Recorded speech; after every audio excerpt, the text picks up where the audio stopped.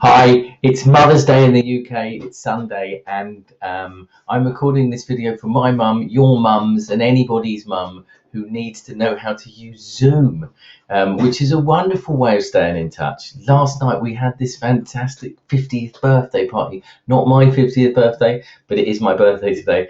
I'm more than 50, and we had a great birthday party, and tonight I'm having a spiritual connection with teachers in the US, and so it's just a wonderful place, Zoom, to connect. So this isn't an ad for Zoom, but just a quick video to show you how to use it. So let me go ahead and show you. Normally you'll get an invite which will look something like this, and it will have a link in it. And what's great about Zoom is you can very quickly hit that link and Zoom will come up. If you don't want to join by video, you could also just dial in using the numbers there and the codes and find any local number there. But if you hit that, the Zoom window appears pretty quickly.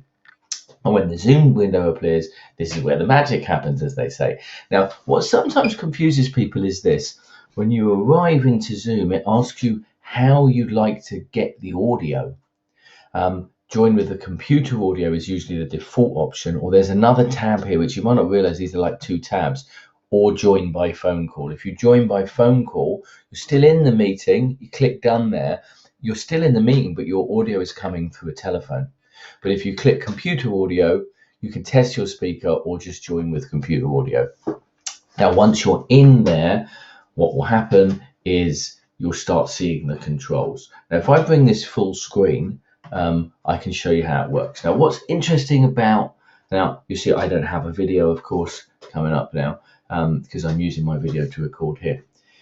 What's interesting is often when you arrive on a Zoom call, people will say, oh, I don't see where the controls are. The reason is, and if I can show you, if I move out, the reason is the controls are on the bottom, along the bottom here, but if you leave it quiet for just a few moments, as you'll see, they disappear. So if you can't see the controls, move your cursor, move your mouse, and the controls will appear. The things that you need to know about primarily are this up the top right here, where it says enter full screen here. If there's more than one person on the call, what you'll see is you'll see the option to go gallery view. That's lots of different people at the same time on your screen, or speaker view, just the person who's speaking up, and the other participants will be in a small strip. You can reposition that strip if you've got two screens, drag it off. But the important controls are the ones down the bottom here. So once you move your mouse, you see along the bottom the mute button. That will shut you up, which is quite important in a call because you don't want everybody muted or speaking at the same time. It will also start your video. And these little arrows at the bottom will give you the choice of which camera to use. In the same way, this will give you the choice of which speakers to use, the choice of which microphones to use. In the middle here, you'll see there's only me on the call. I'm on my own on my birthday. I'm not really on my own. And the opportunity to invite people to the call.